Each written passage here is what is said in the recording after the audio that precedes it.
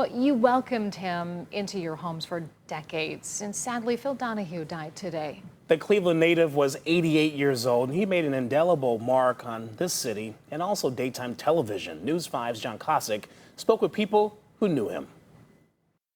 Phil Donahue was the godfather of the modern television talk show, tackling controversial topics in front of a live audience who were active participants in the program. Nationally syndicated, he had access to the biggest names in the country, but the Cleveland native never forgot his roots, even having once as a guest News 5's Dorothy Foldheim. I'll tell you, Dorothy, I don't ever want you angry with me.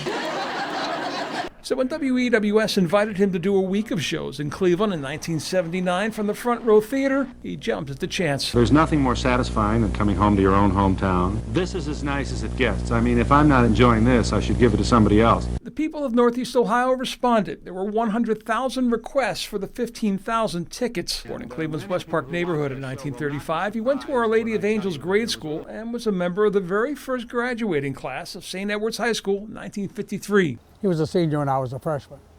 Same thing at Notre Dame, senior freshman. Longtime Cleveland sports reporter Danny Coughlin was a classmate of Donahue's in high school and college. He remembered Donahue performing on the St. Ed stage. At a basketball rally, he played the role of the St. Ed basketball coach. He was very good. Phil was a great St. Ed's alum. Paul Mocho of St. Ed's has had several interactions with Donahue over the years. He said he was always so proud to be in that first graduating class. Talked about all the time how he was there for the first band and the first fight song and the first football game, and everything they did was a first. He met with Donahue last year ahead of the class of 53's 70th reunion, where Donahue shared with him something few people knew. St. Ed's was so new in 1949, he almost didn't go there. His mom was ready to send him to Benedictine, and luckily she saw that there was a new Catholic school coming up in Lakewood, and Phil was an OLA guy, so it was going to be close to home and he wouldn't have to get on a bus to go to Benedictine anymore. What Donahue got from St. Ed's, he and his wife Marlo Thomas have paid forward for years. Phil started one of our first endowed scholarships. We have 12 kids receiving the Phil and Marlo Thomas endowed scholarship to help them attend St. Ed's, so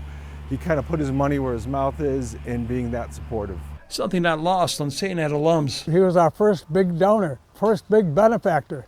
In fact, we maybe ought to make it called St. Ed's and St. Phil's.